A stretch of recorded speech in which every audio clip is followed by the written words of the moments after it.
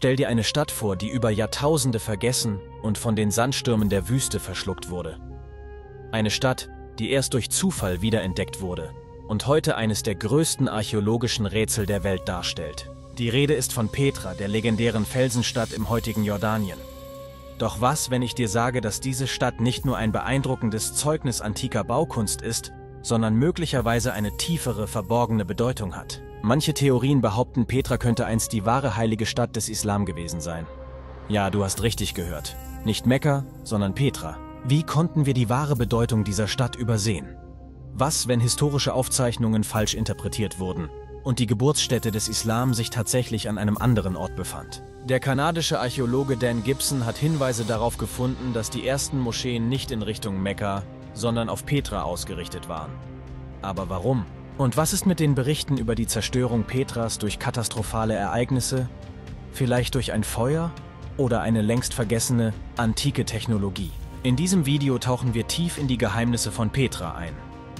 Wir untersuchen die Legenden und historischen Aufzeichnungen, die diese Stadt umgeben, und beleuchten, warum einige glauben, dass Petra nicht nur das Herz des Nabatäerreiches war, sondern vielleicht auch der ursprüngliche Wallfahrtsort des Islam.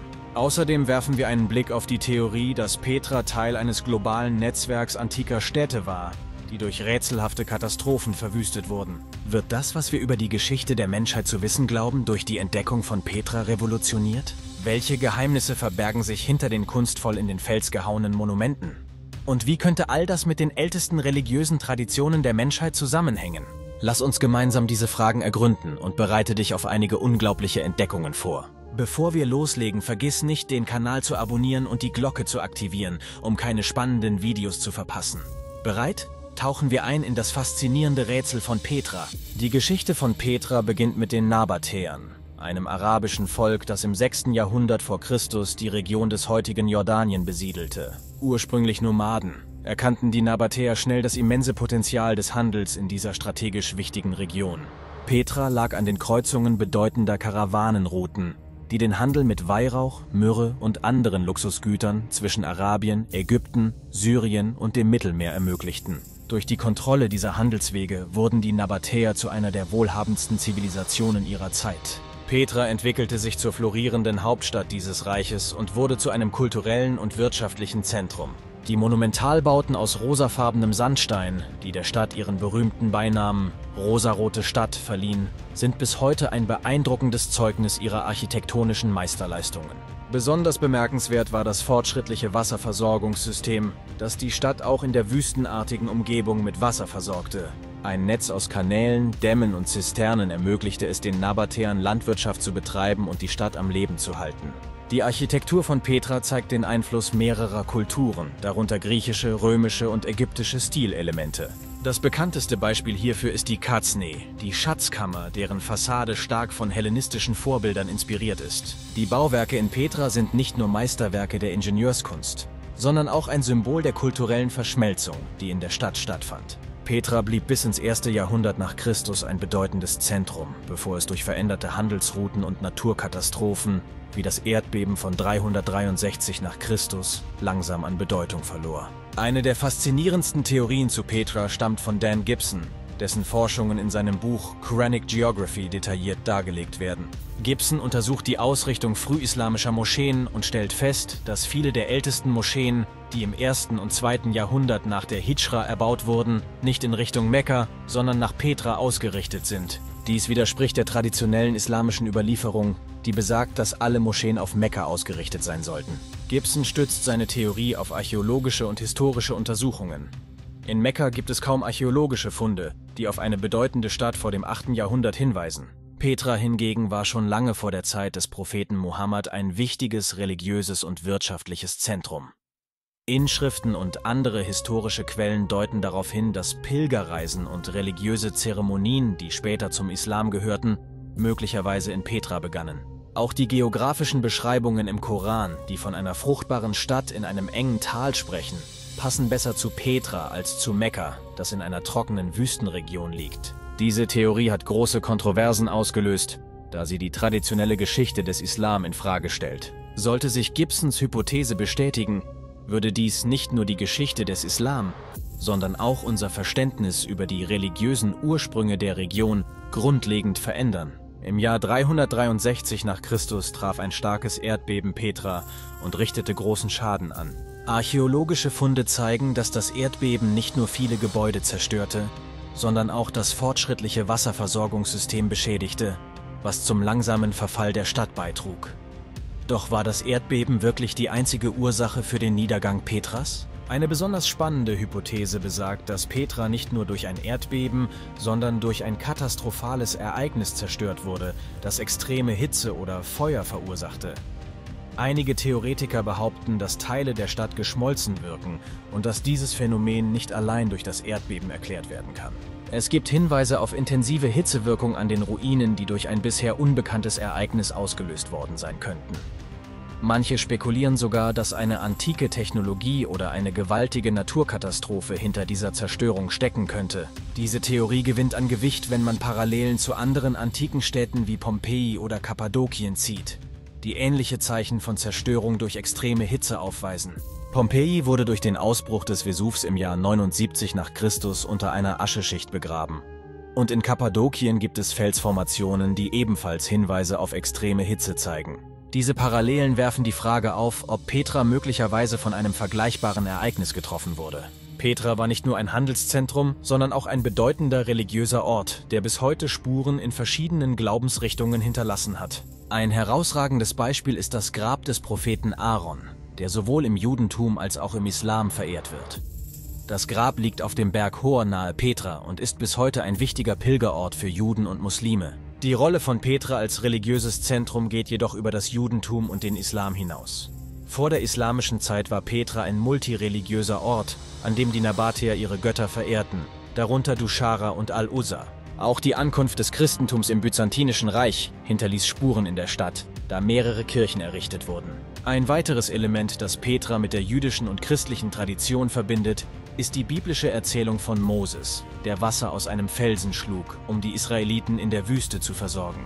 Einige glauben, dass dieser Vorfall in Petra stattgefunden haben könnte, da die Stadt für ihr ausgeklügeltes Wassersystem bekannt war und es in der Umgebung mehrere heilige Quellen gab.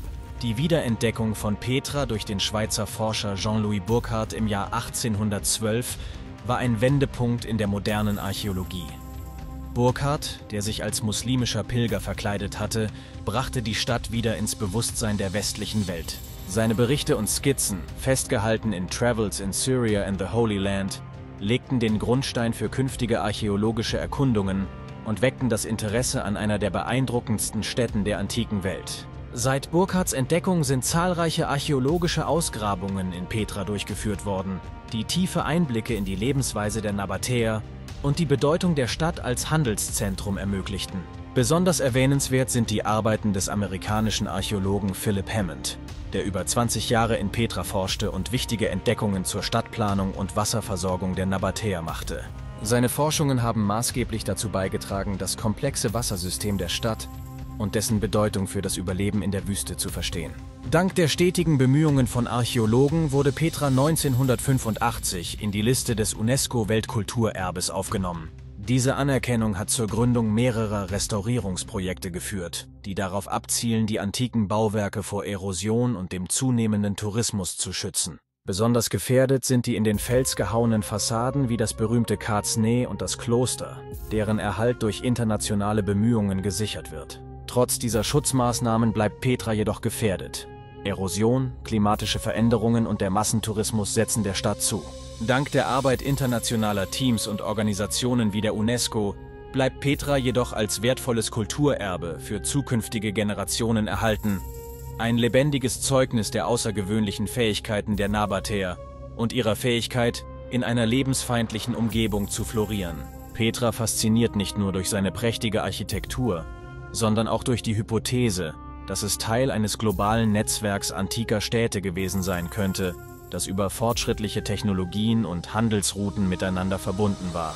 Einige Theoretiker glauben, dass es in der Antike eine Zivilisation gegeben haben könnte, die technologisch weiterentwickelt war, als wir heute annehmen. Diese Zivilisation könnte über Wissen und Technologien verfügt haben, die es ihr ermöglichten, monumentale Städte wie Petra, Pompeji und Kappadokien zu errichten und zu verbinden. Eine besondere Parallele lässt sich zwischen Petra und Kappadokien in der heutigen Türkei ziehen, wo ebenfalls beeindruckende Felsformationen und Höhlen zu finden sind. Diese Regionen zeigen Spuren von starker Hitze und Zerstörung, die auf Naturkatastrophen wie Vulkanausbrüche oder andere extreme Ereignisse hindeuten. Die Hypothese, dass Petra durch ein Feuer- oder Hitzekataklysmus beschädigt wurde, könnte durch diese Parallelen gestützt werden. Zusätzlich gibt es Spekulationen, dass in Petra fortschrittliche Technologien oder mystische Artefakte verwendet wurden, die heute verloren sind. Die präzise Steinbearbeitung und das raffinierte Wassersystem der Nabatäer lassen vermuten, dass sie über ein tiefes Wissen verfügten, das über die damalige Zeit hinausging. Manche Theorien reichen sogar so weit, dass antike Geräte oder religiöse Artefakte in Petra eine Rolle spielten, die mit modernen Technologien vergleichbar sein könnten. Ob Petra tatsächlich Teil eines globalen Netzwerks war, bleibt ein faszinierendes Rätsel. Die Spuren, die sich in den Felsen der Stadt finden lassen, werfen weiterhin Fragen auf, die möglicherweise die Geschichtsschreibung revolutionieren könnten. Petra ist mehr als nur eine beeindruckende antike Stadt. Sie ist ein Ort voller Rätsel und Geheimnisse, die Forscher und Abenteurer gleichermaßen in ihren Bann ziehen. Die Frage, ob Petra einst die wahre heilige Stadt des Islam war, bleibt eine der spannendsten Debatten der heutigen Archäologie. Dan Gibsons Forschung, die darauf hinweist, dass frühe Moscheen auf Petra und nicht auf Mekka ausgerichtet waren, wirft bedeutende Fragen auf, die das Verständnis der religiösen und kulturellen Ursprünge des Islam neu definieren könnten. Auch die Theorie, dass Petra durch mehr als nur ein Erdbeben zerstört wurde, regt die Fantasie an. Könnte ein Feuerkataklysmus oder eine unbekannte Technologie das Ende der Stadt eingeleitet haben? Die Parallelen zu anderen antiken Städten wie Pompeji oder Kappadokien eröffnen neue Perspektiven auf die möglichen Ursachen für den Verfall dieser außergewöhnlichen Orte. Doch Petra ist nicht nur ein Mysterium der Vergangenheit, sondern auch ein Symbol der Verbindung verschiedener Kulturen und Religionen. Vom Grab des Propheten Aaron bis hin zu den Legenden über Moses und das Wasserversorgungssystem, die Stadt hat eine tiefe spirituelle Bedeutung, die bis heute anhält. Während wir weiterhin in den Ruinen von Petra graben und neue Entdeckungen machen, bleibt eine Frage offen. Was könnten diese Funde für unser Verständnis der Menschheitsgeschichte bedeuten? Ist Petra der Schlüssel zu einem größeren globalen Netzwerk antiker Städte? Oder birgt die Stadt Geheimnisse, die uns noch viele Jahre beschäftigen werden? Was denkst du? Könnte Petra tatsächlich eine größere Bedeutung haben, als wir bislang geglaubt haben? Teile deine Meinung in den Kommentaren mit und vergiss nicht, den Kanal zu abonnieren, um keine weiteren spannenden Einblicke in die Welt der antiken Zivilisationen zu verpassen.